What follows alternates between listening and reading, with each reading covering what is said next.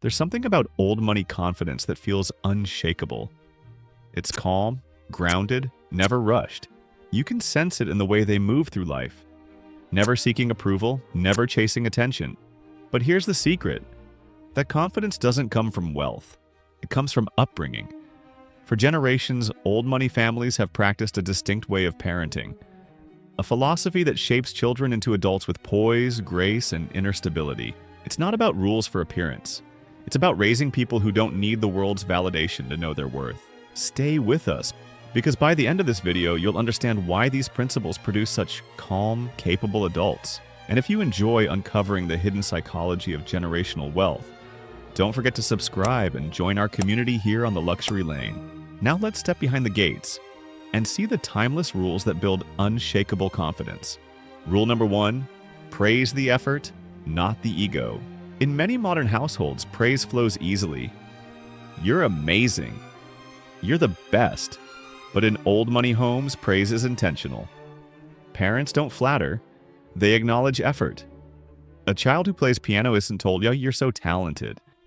They're told that you've practiced diligently. I can hear the improvement.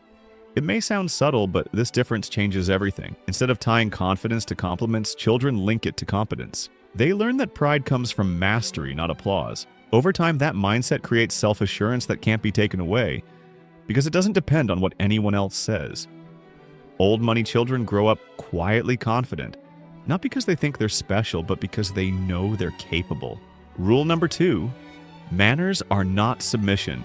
They're self-command. Manners in old money culture are not about obedience. They're about composure. Saying please, thank you, or good morning isn't about social hierarchy. It's about dignity. Children are taught that politeness reveals inner control, that you can be respectful without being submissive. An old money child learns early that you treat everyone with civility. The gardener, the chauffeur, the dinner guest, the CEO, because it reflects your standards, not theirs. Manners, therefore, become armor, quiet symbols of emotional restraint. They learn that real power doesn't come from dominating a room, but from remaining composed in it. Rule number 3, privacy builds power. From the moment they can talk, children are reminded, we don't discuss family affairs outside the family. This isn't secrecy, it's self-discipline. They're trained to understand that privacy equals protection. Old money families know that mystery commands respect. A person who doesn't overshare controls the narrative. In an era where everyone publicizes their every move, this restraint gives them an aura of calm confidence. It teaches children a critical skill, emotional independence. They don't need to broadcast achievements to feel validated. Their security comes from within, not from digital applause. That's why, decades later, these adults seem immune to judgment or gossip. They were raised to keep their power quiet. Rule number 4, emotional control is the highest form of intelligence. Old money children are not scolded for emotions. They're trained to channel them. If a toy breaks or a friend offends them, parents don't rush to fix it or say, don't cry. They ask, how can you handle this properly? The lesson is don't feel, but don't lose yourself in feeling. They grow up learning that how they respond matters more than what happens. Crying, yelling, or sulking in public isn't acceptable. Not out of coldness, but because emotional discipline equals strength. By adulthood, that composure becomes second nature. They can walk into high-pressure rooms and stay calm. They can handle criticism without collapsing. That calmness, that measured tone, isn't arrogance, it's mastery. Rule number 5, structure creates safety. Discipline in old money households isn't punishment. It's predictability. Meals happen at set times. Bedtimes are consistent. Chores and responsibilities are routine. To outsiders, it looks strict. But to a child, it creates stability. They learn that life follows rhythm, that order breeds peace. That's why old money confidence often feels effortless. They grew up in structured environments that made self-discipline natural. While others seek motivation, they rely on routine. And as adults, they instinctively stay composed, not because they've always known what order feels like. Rule number 6, independence is taught early. From their teenage years, children are expected to handle themselves. Boarding school, travel programs, and even small financial responsibilities are common. They're allowed, even encouraged, to make mistakes. Parents don't swoop in to rescue. They observe, guide, and allow consequences. Because confidence is never born from protection.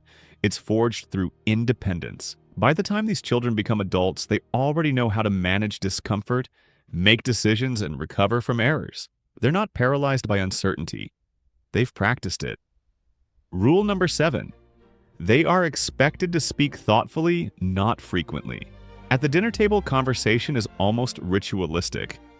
Children are invited to speak, but they must listen first. Old money parents teach that talking too much signals insecurity. True confidence waits its turn.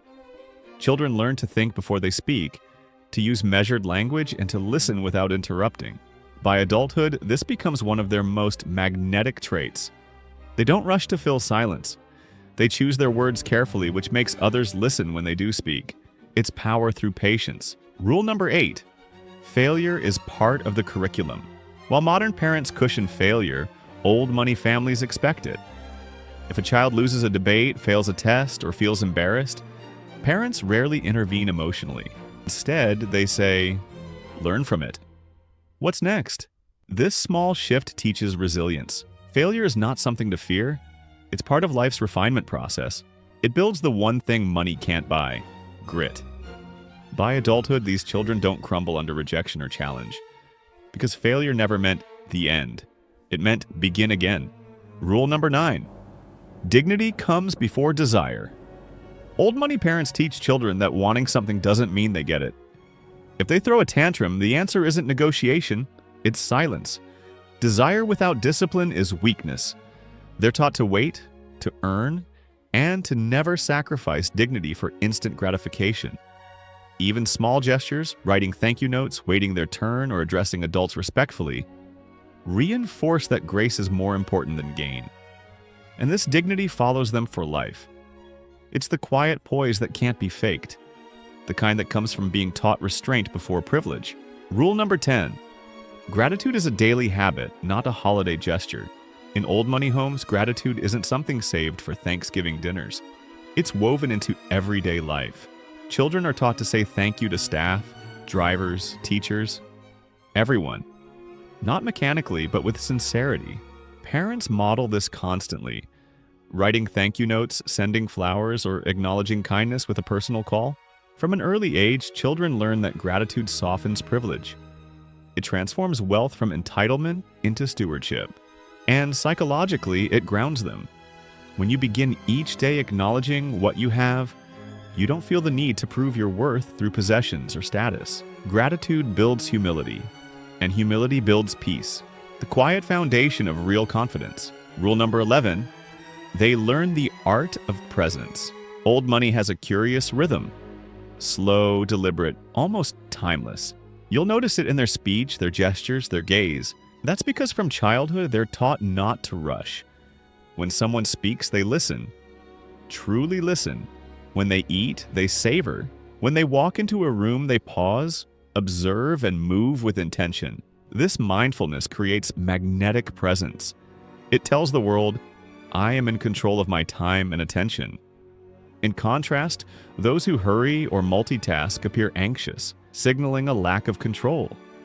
By mastering calm focus, old money children grow into adults who exude quiet authority. Their composure communicates what words never could. Rule number 12. They are surrounded by consistency. Old money homes rarely swing between chaos and calm. Routines, expectations, even tone of voice, all remain consistent. Parents don't parent by moods. Discipline is steady, measured, and predictable. This teaches children emotional security. The knowledge that life isn't random or reactive. They know what happens when they break a rule. They know praise won't inflate their ego. They know love isn't conditional on performance. That stability produces grounded confidence. Because confidence isn't born from constant excitement. It's born from calm repetition. Rule number 13. Comparison is considered crude. One of the most distinctive old money lessons. Never compare yourself to others. Children are reminded that envy is vulgar, and comparison is a waste of intellect. If another child has more, the response isn't resentment, it's curiosity. What can you learn from them? If they have less, the response isn't pride, it's compassion. How can you help them? By removing comparison, parents remove insecurity. A child who isn't measuring themselves against peers learns to define success internally. And that self-definition, unbothered by external noise, becomes unshakable confidence in adulthood. Rule number 14. Education is a duty, not decoration. While some pursue education for prestige, old money families view it as an obligation. Knowledge is expected, not flaunted. Children attend elite schools, but they're reminded that intelligence without character is wasted. Books are treated as tools for refinement, not performance. Parents say things like, learn to understand, not to impress. Use education to elevate others, not to prove superiority. This approach teaches that confidence comes from competence, not credentials. A degree may open doors, but how you walk through them defines who you are. Rule number 15. They are exposed to culture early. Museums, operas, art galleries, and historical landmarks, these are classrooms for old money children. But this exposure isn't about showing off sophistication. It's about expanding perspective. When a child sees art, architecture, or history, they learn that beauty and intelligence take time to build.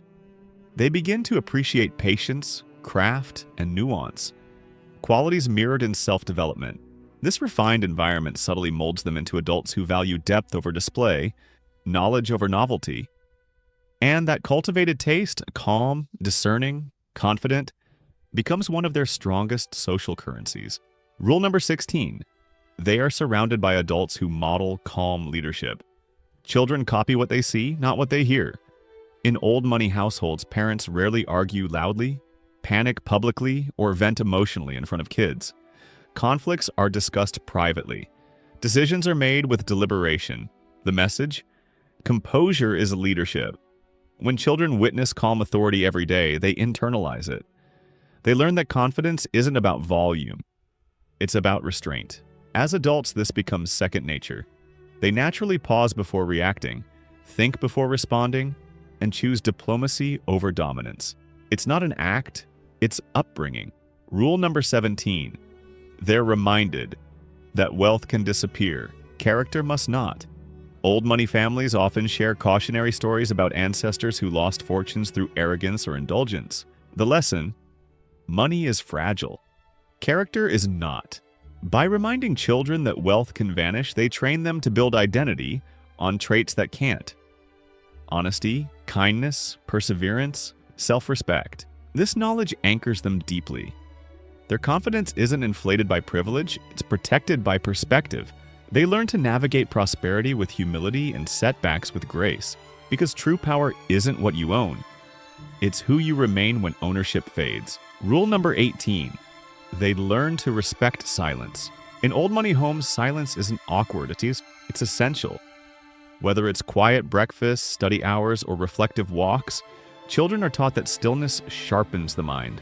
Parents encourage them to read, write, or simply think without constant noise. This practice builds introspection, the ability to sit with one's thoughts without distraction.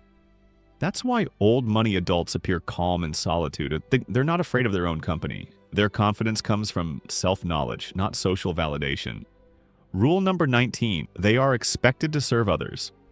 Perhaps the most overlooked old money parenting principle is service. From volunteering to assisting at family charity events, children are involved in giving early. They learn that privilege carries responsibility, and that leadership means lifting others quietly, not boasting loudly. This balance between grace and gratitude keeps ego in check. It reminds them that confidence is not dominance, it's contribution. And those who serve with humility rarely need to assert power. Their actions speak for themselves. Rule number 20. They are reminded that legacy begins at home. Old money families don't treat legacy as something that starts after death. It starts in how you live today. Children are told, your legacy is built in how you treat people. Every word, every choice adds to the family story. This instills accountability and quiet pride. It gives meaning to manners, purpose to discipline, and direction to ambition. When confidence grows from responsibility, not ego, it becomes lasting, a calm flame that doesn't need to be seen to burn brightly.